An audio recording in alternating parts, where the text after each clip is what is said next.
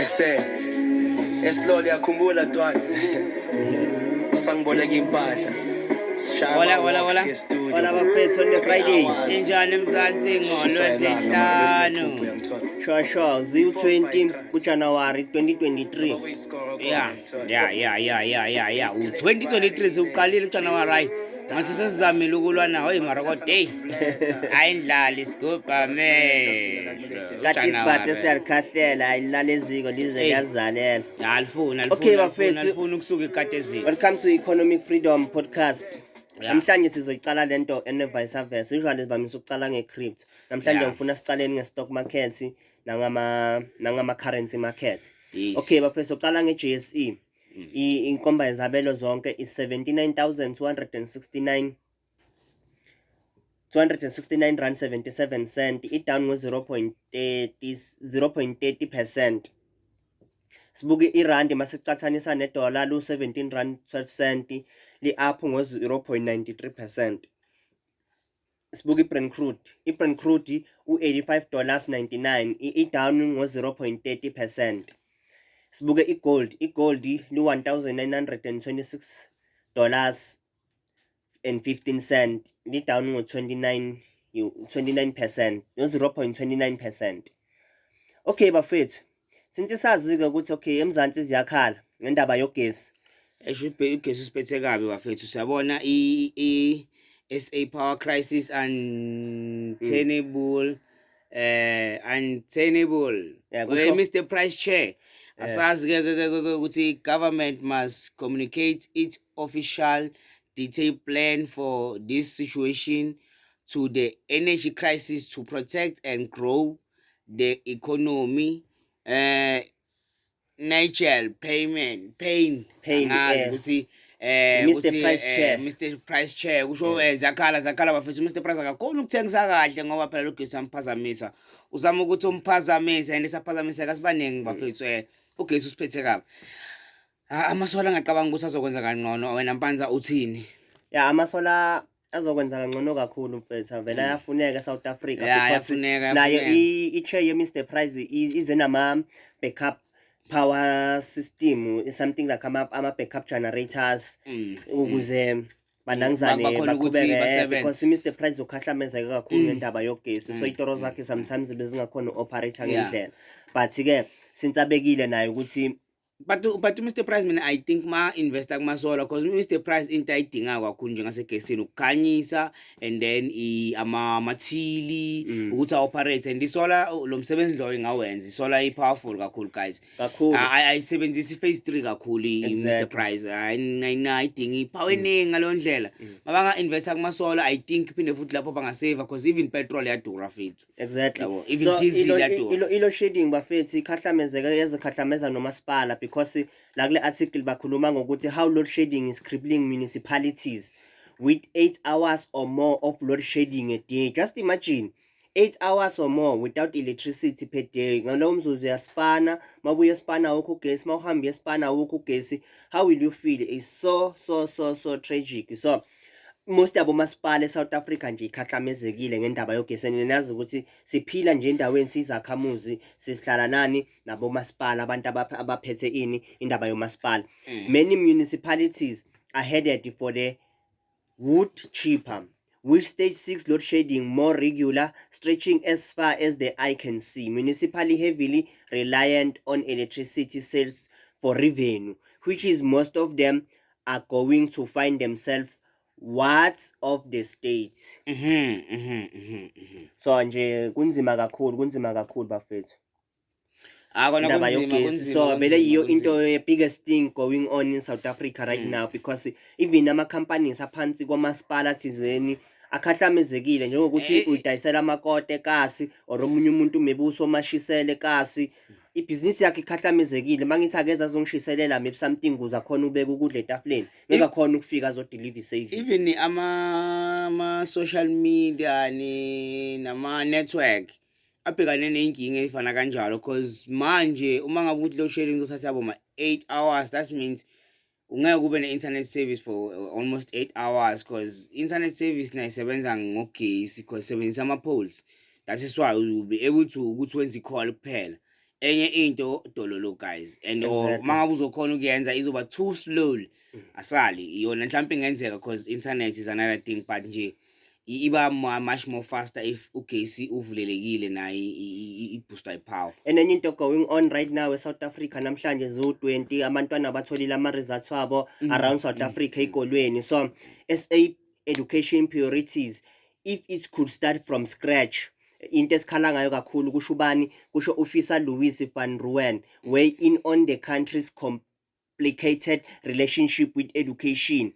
If it's abundantly clear that an approach which regard university education as only worthy cause to improve the lives of disadvantaged in South Africa is simply out of touch with reality. In fact, spending time on the examination committees for professional examination in two professions over the last 25 years, my rollover impression is that universities are not succeeding in producing suitable candidates of quality in sufficient quantity to enter profession.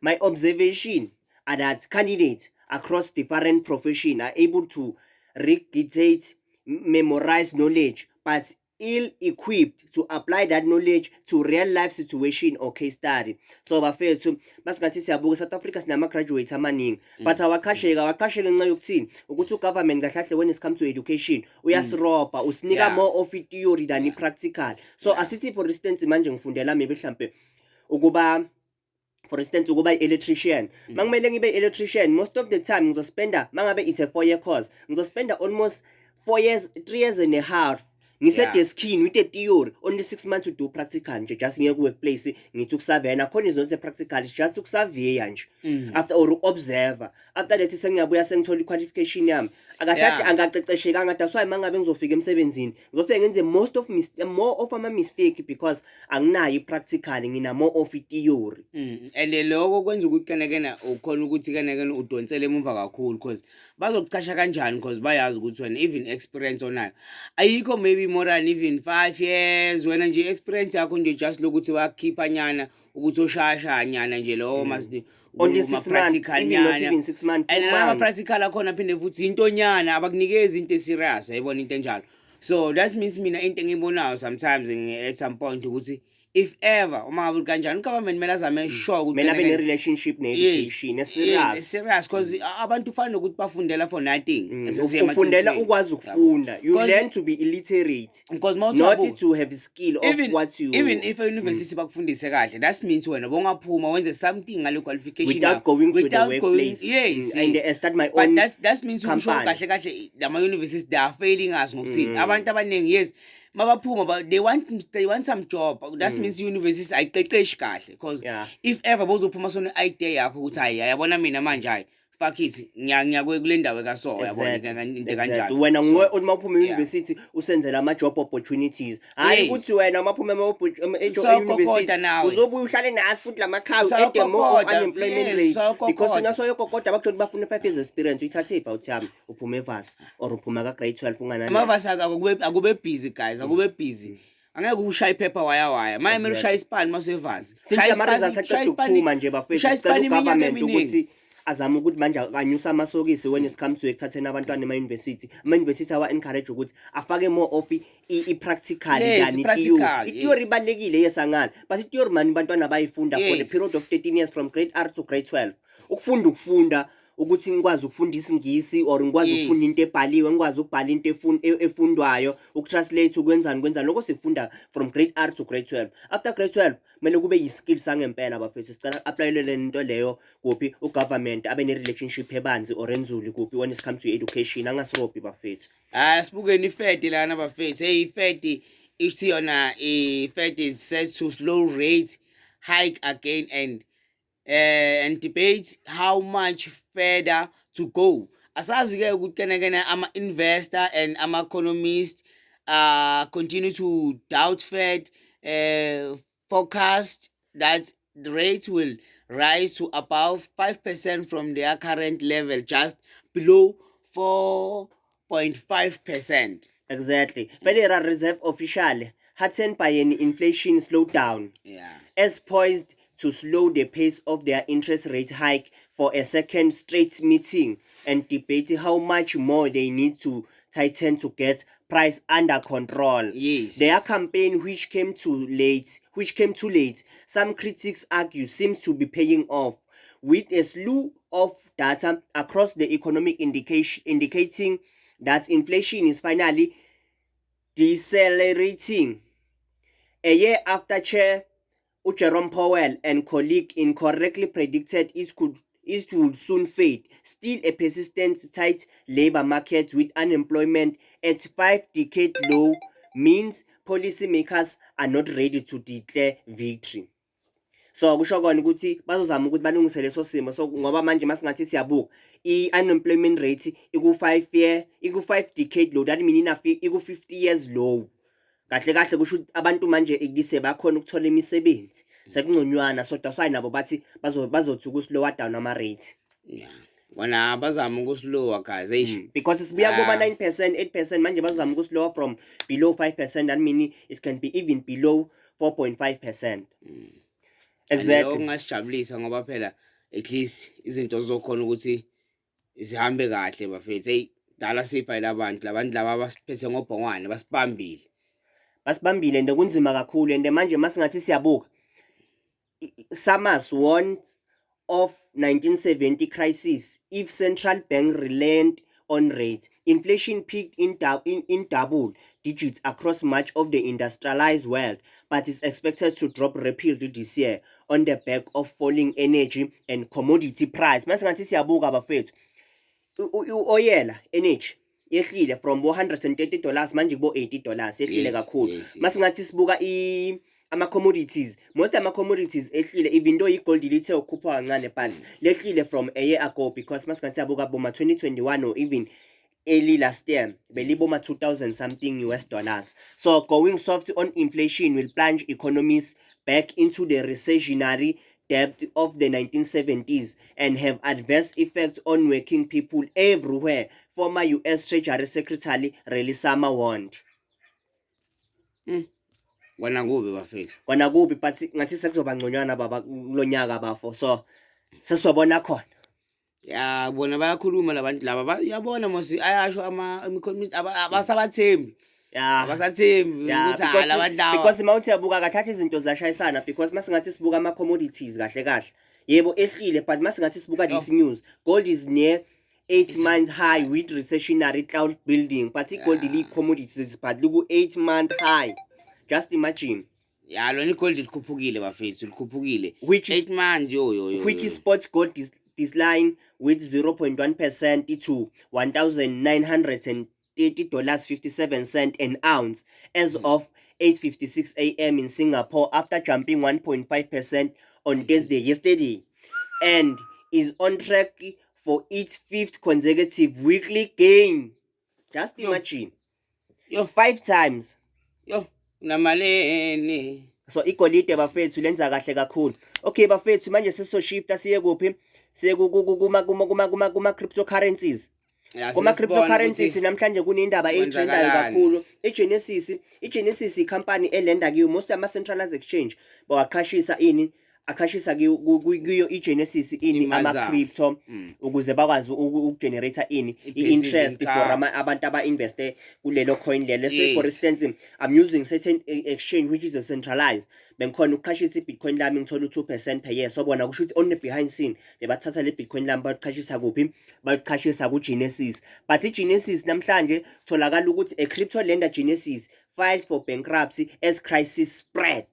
So bafethu mangathi siyabuka lezi ndaba zashayisana ithi Fed yona yonke into manje iba loose, but masingathi siyabuka crisis continues to spread, and sesibuyela ngento besikhuluma Wednesday ukuthi why many people don't trust economists, because most of economists are wrong about the markets. After an aftermath of FTX demise continue to bite, cryptocurrency lender Genesis Global Holdco filed for bankruptcy, the latest firm to collapse in the aftermath of FTX swift downfall. Qale kwafola ini iLuna, kwafola ini, kwafola kwafola iCelsius, kwafola iFTX neAlameda, manje kufole ini, kufole iGenesis. So masingathi siyabuka bafethu, crypto yield generating are total nonsense according to myself. If mina ngizothatha icoin lami ngichashise somewhere ngithi ngizothola 1% or 2% or even 10% a year, it's a total nonsense according to myself, because most alama companies siyawathemba are on the central place. Collapse and they are filed for bankruptcy for section 11 of bankruptcy. And manje ukusho naye lo mchita weGenesis lo kahle kahle ufuna ukwenza nje izinto ezifana njalo FTX. So guys, mara kodwa vele mele sibe aware ukuthi kena mawuqashisa into yakho lo muntu uzoyithatha up le mali, because naye mele uqashisa somewhere, akusiki ukuthi yena njengoba kule shop yakhe athengisa le coin. Le coin ilimenzela that much profit. Yena le profit azoyithola uzothatha la ma coin wena ozowathanga wathenga uthi wena hayi lana mina ndoda ngicela ungiqashisele, because wena mawuclicka lapha lento ine algorithm bayabona nje yayi automatically athatha le mali uyifaka ngale iya kule ndawo la kumele iye khona. And then wena that means one day uthi wafika ngifuna imali yami awusayitholi. Exactly. Even noma ungathi uthatha imali yakho right now in any bank nje khona emhlabeni uhambe uyiqashisa leyo mali yakho leyo kahle kahle. Say for instance right now I have 100,000 in my bank, and the bank mina ngithini bafuna 100,000 lami cela ukuthi qashisa la kini ithi bank emfethu sokunikeza maybe 1% per year kuleyo mali yakho. Kodwa le mali hlehlena on the behind scene, if kuzofika umuntu athi yena ufuna i-loan bazomnika le mali yakho bese lo muntu makabhadala interest of 7% per year, mina ngizothola 1% on that 7%, ibank lenza 6%. And the what if kuba ne mistake, maybe lo muntu abamnikeza i-loan akasayibhadari back, and mina le mali yami ngiyiboleka ibank. Yes, ibank is central and nangaphi i-authorize yini government, yes angakhona ukuyibhaila out mase ngifuna imali yami back. But what if you collapse just like it did in 2008 Lehman Brothers collapse, even though government I bail out, but on that year alone bantu abaningi hungry because they were not able to withdraw their money from even to the biggest bank like Lehman Brothers. Nodonkwani qeda kubulala abantu, abanye bahengile, abanye benzini because abanye bebayithembile iluna beku top 10. So yenzini, yeah, so ama coin noma ungathi awabuka in top 10 top 100, don't trust them kakhulu. Do your own research. Tarari. If ngizofika mina ngithi kuse wena une Bitcoin awuthi yami okay lethela kimi mina ngizokunika u2%, ungamthembi umuntu ozofika asho kanjalo yena uyenzani leyo mali walithi la iqashisa khona naye mhlawumbe uyofike kubhede obviously la osokubhedele seyichain e1. And after that wena angeke uzokhona ukuthola imali yakho back, bazokutshela ukuthi buka le mali lena in any kusengakangeni imali ma liquidity nani. After that awusana mali uzolinda kuze kube yinini, kuze kube yinini mfethu. Hayi guys, wona isabona ukuthi cha i-crypto lamalanga yenza kahle, and njengoba manje bathe bazostopa kancane, that means ukusho mhlambe kulonyaka lona singake sithi ukuhamba hamba izinto zibona ziba ngathi ziba kahle nyana. Yeah, not that much, but nje soba ngabo mase bakhuluma futhi ukuthi because last ten effect vele i-tighten kakhulu izinto, so lisena kumele vele kube khona i-quantitative easing. Yeah, i-quantitative tightening kumele ithi ku slower down because enye meeting bazoba nayo ngo-September if I'm not mistaken. And buka i-second njani, so that means ukela manje ngoJanuary until September i-economy idedelwe. So that means even now they will print, I think. Okay bafethu masingathi sibuke i-price namhlanje ye-Bitcoin i-up ngo 1.3% u-21,945 US dollars, and i-Ethereum $1,563 US dollars i-up ngo 2.02%. sibuke i-XRP u-0.39% i-up ngo 0.56%. namhlanje i-market i-green noma singathi sibuke i-Litecoin u-$84 dollars i-up ngo 1.61%.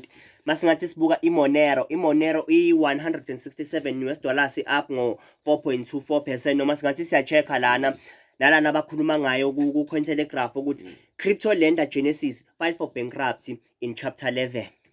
And nangu umjita lana weBybit we-CEO weBybit uthi yena offer i-clarity on the exposure to Genesis, but i-community demands more. So that means ungahamba uyifundele wena mlaleli ubone nawe ukuthi kwenzakalani. Nawe kumele wenze research ma ungumuntu uyabona ukhona ukuthi wazi izindaba uyayibona into kanjalo. Exactly. Yeah. Crypto becomes second most widely owned assets class for women itoro savvy. Abantu besifazane kusho kona ukuthi bafethu bayangena kuphi kuma investment especially ku crypto. And crypto and Bayiyo bayiona kakhulu is the second most widely owned asset class for women. Abasabi and abantu besifazane. Amadoda ngicela singasabi namadoda. Singasabi bafethu. Mina ngizophuzana uthi mase ngithatha imali yami ngithenga iBitcoin. Asazi ukuthi mhlambe if ever sambile until boma 2030 so besinjani empilweni uyayibona into enjalo. Asiqaleni lento lena, it's a new innovation guys, asingeneni nathi sibasha asazi ukuthi kwenzakalani phambili.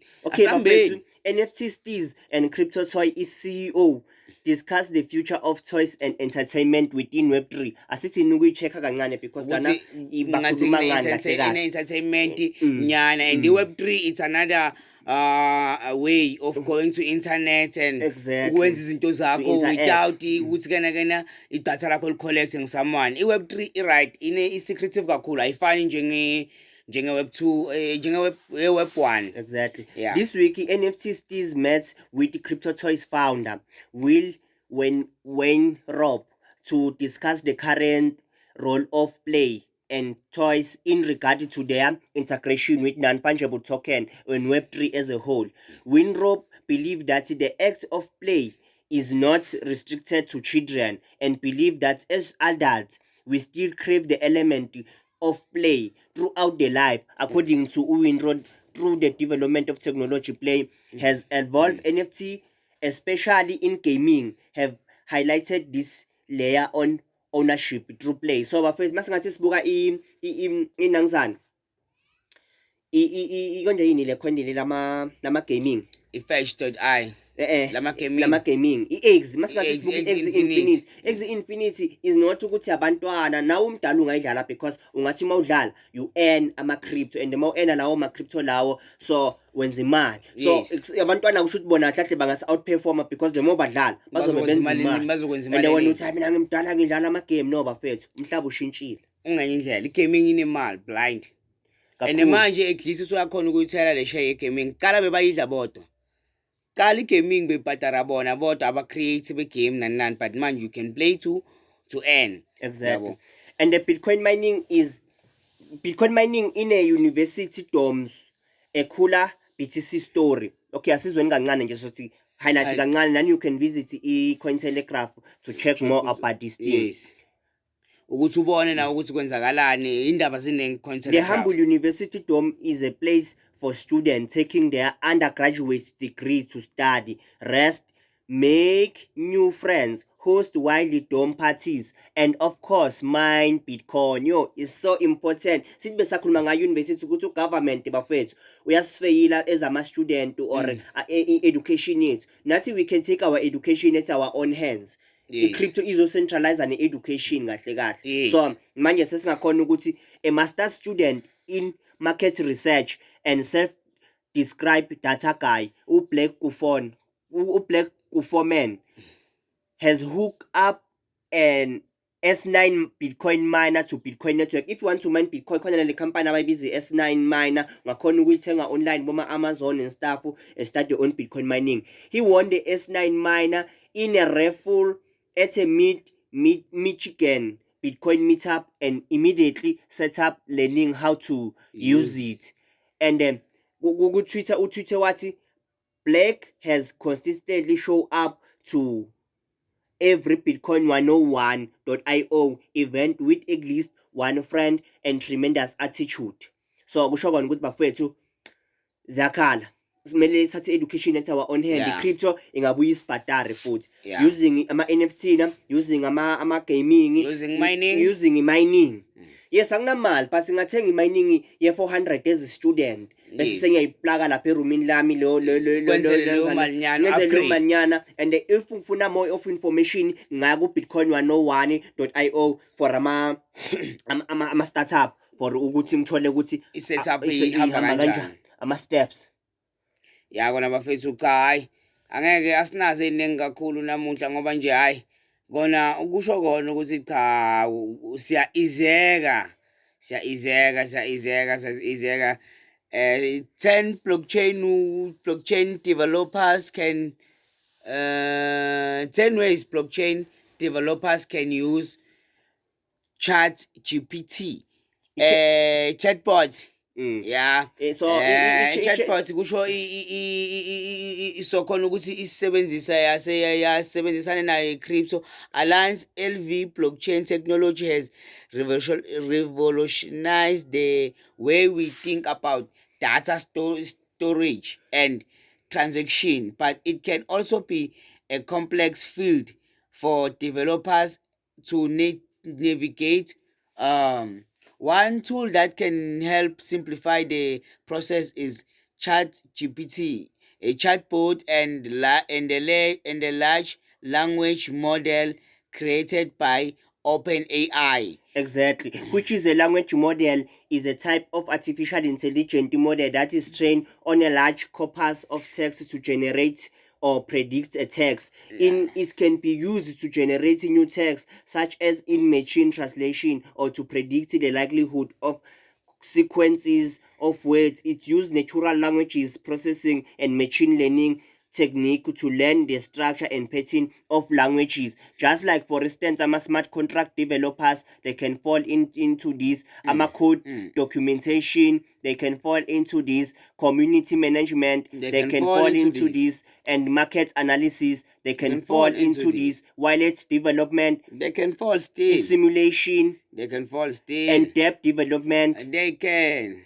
and explainer videos, white paper development, bug detection and fixing. And lena kufuzile ukuthi ingaba nemali le bug detection and fixing, because i-bug detection and fixing ama-bug namanje still asesenkinga. Asazi ukuthi blockchain mhlampe labo ukuthi bazokhona ukuthi benze into strong ngakhona ukuthi shaye ibug lilahle le. Exactly, because i-ChatGPT can use to detect and fix bug in smart contract code. For instance, Ethereum line-smart contract, so that abantu they can build on top of it. So lana sesiza ngenye way, if mhlawumbe ngifuna ukuchecka something maybe ku-Google, so lento lesesingayi-centralizer, sikhona ukuthi manje uthi mawubhala something ivele isheshe iqedelelise. Just like if you type mother, usathi MOT, yona seyasho ukuthi ufuna umother, so uthi ends, so yenza ukuthi izinto zibe lula. But lokho manje sesizothatha sikufake ku-OpenAI, so i-artificial intelligence eza nayo entsha kuphi ku-crypto. So bafethu, and then the future of ChatGPT